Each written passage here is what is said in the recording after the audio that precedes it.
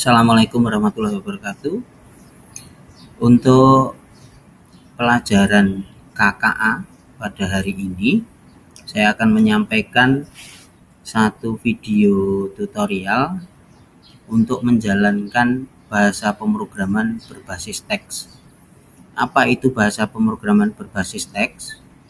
Bahasa pemrograman berbasis teks adalah jenis bahasa pemrograman yang menggunakan baris kode atau perintah yang disampaikan atau tertulis di dalam bentuk teks atau dalam bentuk tulisan untuk memberikan instruksi kepada komputer, di mana kali ini kita akan menggunakan bahasa pemrograman Python. Langsung saja silahkan kalian buka Google Chrome di HP kalian masing-masing. Setelah masuk ke dalam Google Chrome atau browser yang lain juga bisa, Safari, Opera, Mozilla, dan lain-lain. Setelah terbuka, silahkan kalian cari atau kalian ketikkan Programmis. Nanti akan muncul di pencarian. Di sini akan ada beberapa pilihan. Yang kita gunakan adalah bahasa pemrograman Python. Maka yang kita pilih di sini adalah Python compiler. Ya. Di dalam Python compiler, kalau di HP nanti akan ada dua tab ya. Satu main.py dan nanti ada tab di sebelah kanannya yaitu output. Di mana output itu nanti akan terlihat ketika kalian klik run atau klik segitiga di bagian kanan atas. Ketika di run nanti akan muncul hasil dari kode program yang sudah kita masukkan. Contohnya di sini yang tertulis adalah perintah untuk menampilkan kata tryprogrammis.pro. Ya. Jadi perintah untuk menampilkan itu adalah print, kemudian diikuti dengan kurung buka, ditutup dengan kurung tutup, dan yang tertampil itu adalah kata yang berada di antara tanda petik. Yaitu ini ya, yang saya blok ini yang tertampil nanti. Ya, buktinya adalah di bagian output akan muncul sesuai dengan yang tertulis di dalam tanda petik. Ya, semisal di sini saya rubah menjadi nama saya. Ya. Berarti kalau merubah di sini, caranya bagaimana? Caranya kalian klik dulu di bagian main.py. Kemudian kalian rubah di sini. Setelah itu kalian klik run. Tentunya namanya silahkan diganti dengan nama kalian masing-masing. Maka di sini di bagian output nanti akan berubah sesuai dengan yang tertulis di antara tanda petik. Ya. Untuk pengerjaannya silahkan nanti berkelompok dalam satu meja, satu HP untuk membuka video ini dan satu HP untuk mengerjakan codingnya. Oke. Kemudian kita tambahkan di bagian atas ini bisa kita hapus. Kita tambahkan, kita akan memanggil dua variabel. Variabel yang pertama adalah variabel X. Misalkan di sini saya masukkan variabelnya adalah variabel X. X saya beri nilai 3. Kemudian saya enter. Di sini saya masukkan variabel yang kedua, yaitu variabel Y. Variabel Y di sini saya akan mencoba memanggil variabel X, kemudian coba saya tambahkan dengan angka 2. Ya. Maka di sini sudah terbentuk dua variabel, yaitu variabel X dan variabel Y. Di mana variabel X bernilai 3 dan variabel Y bernilai X ditambah 2, atau kalau kita hitung variabel Y nilainya adalah 3 plus 2 atau 5. Gitu. Kemudian kita akan mencoba menampilkan, kalau tadi yang pertama kita sudah menampilkan nama di sini, ya, kita akan mencoba menampilkan variabel X dan variabel Y. Caranya bagaimana? Kita ketikkan di sini print, kurung buka, kita panggil variabelnya, variabel X. Kemudian yang kedua, kita akan menampilkan variabel Y. Kita tuliskan print, kurung buka, Y kurung tutup. Seperti ini. Maka ketika kita jalankan, nanti akan muncul di bagian hasilnya adalah, yang pertama adalah nama, yang kedua hasil dari variabel X, dan yang ketiga adalah variabel Y. Kemudian kembali lagi ke main PY. Di sini kita akan mencoba memasukkan karakter, sama seperti kalau di sini tadi nilainya adalah nama. Di sini kita akan mencoba memasukkan keterangan dari variabel X. Semisal di sini saya masukkan captionnya adalah nilai X.2 ditutup dengan petik ganda, kemudian kita berikan separator koma. Kalau kita jalankan, maka nanti akan berubah di baris keduanya, akan muncul ada tulisan nilai X.2, sama seperti yang berada di antara tanda petik. Kemudian coba kita tambahkan caption juga di bagian variabel Y. Caranya bagaimana? Sama ya. Kita masukkan petik, kemudian nilai Y.2, petik lagi, kita berikan separator. Ya. Ketika kita jalankan, maka nanti di sini sudah ada captionnya juga di bagian baris ketiga, nilai Y.2, munculnya sama. Dan yang di antara tanda petik ini, kata-katanya boleh dirubah sesuai dengan keinginan kalian. Gitu. Jadi formatnya adalah print, kemudian yang dipanggil adalah variabel. Oke. Ini adalah satu contoh untuk memanggil dua variabel dengan nama variabel X dan variabel Y. Oke. Kemudian saya akan memberikan satu contoh lagi. Ini saya hapus terlebih dahulu. Saya akan menampilkan variabel. Variabel itu tidak harus satu huruf untuk melambangkan variabelnya.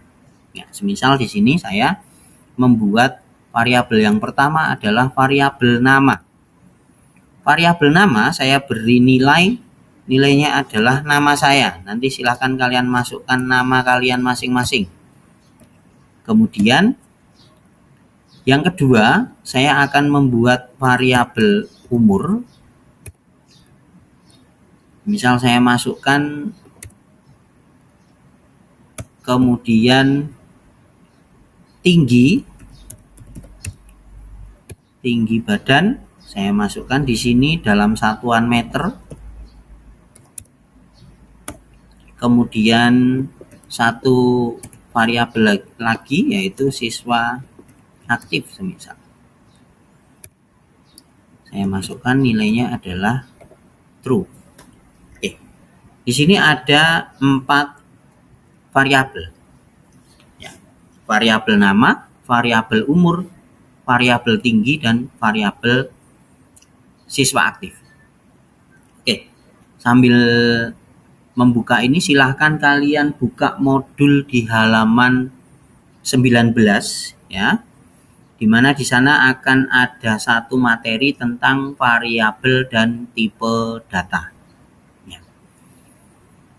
Variabel dan tipe data. Oke, bisa dibaca di modul ya, bahwa tipe data di dalam Python, tipe data itu ada 4. Ya. Tipe data yang pertama adalah tipe data integer. Tipe data integer itu adalah tipe data yang dimana nilainya nilainya itu adalah berupa bilangan bulat. Bilangan bulat. Bilangan bulat itu yang seperti apa? Bilangan bulat itu adalah contohnya 0, 1, 2, 3, 4, 5 dan seterusnya. Bilangan bulat itu adalah bilangan yang utuh. Kemudian tipe data yang kedua adalah tipe data float. Ya, tipe data float itu adalah tipe data yang nilainya adalah bilangan desimal. Bilangan desimal itu adalah bilangan yang menggunakan koma. Contohnya 0,1, 1,5 dan seterusnya. Kemudian tipe data yang ketiga adalah tipe data string. Tipe data string itu adalah tipe data yang nilainya berupa teks. Berupa teks. Ditandai dengan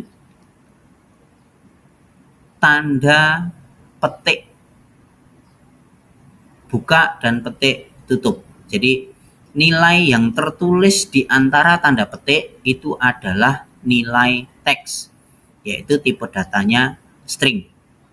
Kemudian yang terakhir, yang keempat, tipe data boolean atau bool.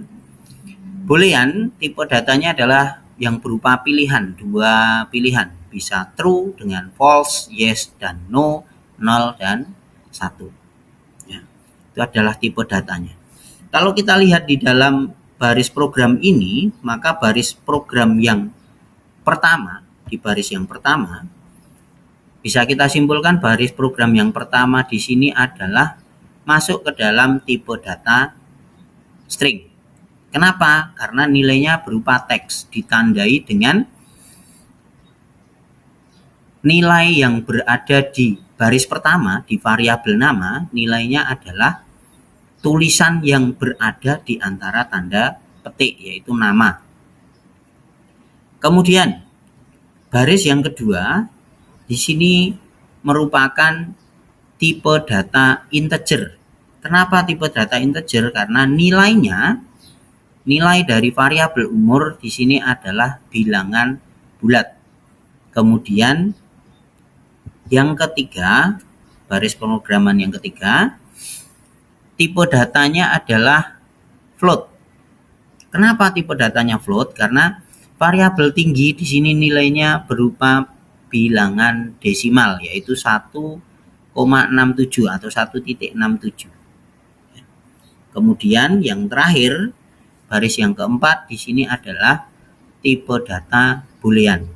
Kenapa? Karena di sini berisi pilihan, yaitu true. Ya, berarti lawannya nanti bisa berisi false. Ya. Jadi ini bisa diganti dengan false. Ya. Jadi boolean itu ada true dan ada false. Oke. Kemudian kalau kita mau menampilkan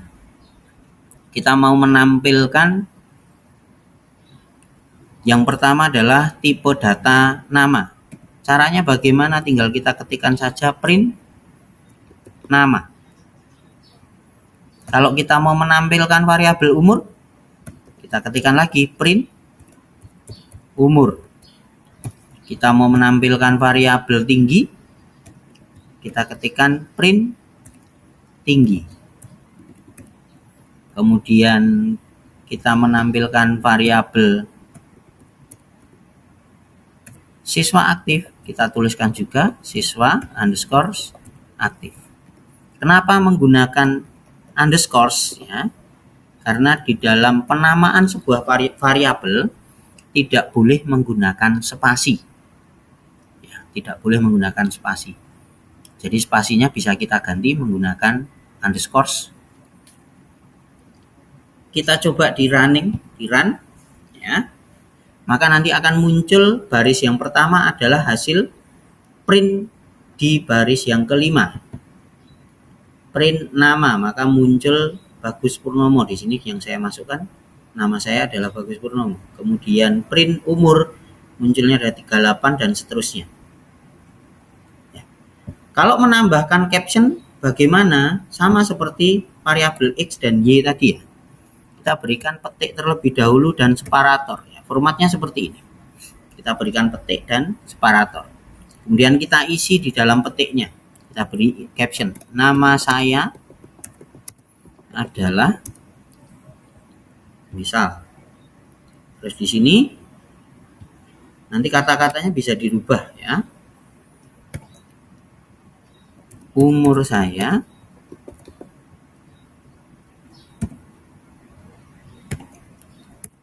intinya adalah petik ganda buka, petik ganda tutup, dan diberikan separator atau koma ya.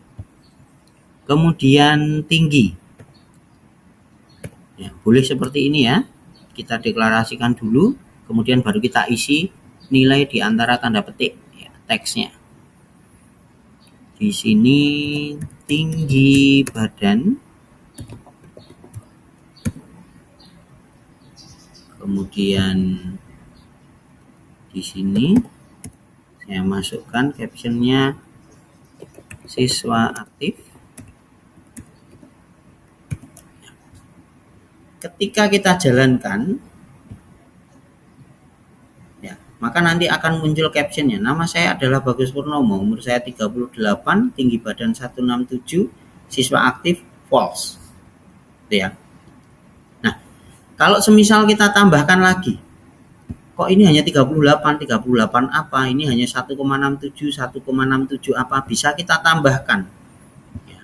Sama seperti memberikan caption yang awal tadi, berarti di sini kita berikan separator terlebih dahulu. Kita berikan koma, kemudian petik tahun. Di bagian tinggi kita berikan koma, petik meter.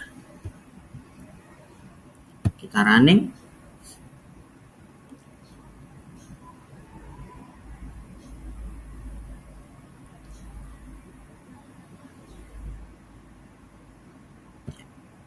Untuk proses running memang karena kita menggunakan compiler online ya, jadi semuanya bergantung dengan kecepatan internetnya ya. Semisal error seperti ini, bisa kita copy dulu kode programnya, kemudian kita refresh ya, kemudian kita blok hasil copy tadi, kita pastekan di sini, kemudian kita running lagi ya. Maka di sini akan muncul ya, di belakangnya sudah ada tahun dan ada meter. Ini adalah contoh pemanggilan variabel. Di sini ada 4 variabel dengan 4 tipe data yang berbeda. Ya. Silakan boleh kalian praktekkan ulang dengan HP kalian masing-masing. Setelah itu nanti silahkan kalian mengerjakan ada beberapa soal seputar materi yang sudah saya sampaikan ini melalui Google Form. Nanti akan saya bagikan di jam yang kedua dalam pertemuan kita hari ini ya. Ketika kalian menemukan masalah, nanti ada errornya, nanti silahkan dicek lagi, pastikan tulisan, kemudian tanda baca dan lain sebagainya, besar kecilnya huruf itu sangat berpengaruh ya. Jadi ketika di sini hurufnya kecil semua, maka di sini juga harus dipanggil dengan huruf kecil semua. Kalau nanti ada perbedaan, maka akan munculnya adalah error gitu ya. Jadi silahkan dicek betul-betul dalam penulisannya. Ketika nanti kalian menemukan kesulitan, ada yang perlu ditanyakan, mungkin bisa langsung menghubungi saya melalui WhatsApp ke nomor saya pribadi gitu ya. Terima kasih, silahkan nanti dilanjutkan untuk mengerjakan soal melalui Google Form yang saya bagikan. Terima kasih. Assalamualaikum warahmatullahi wabarakatuh.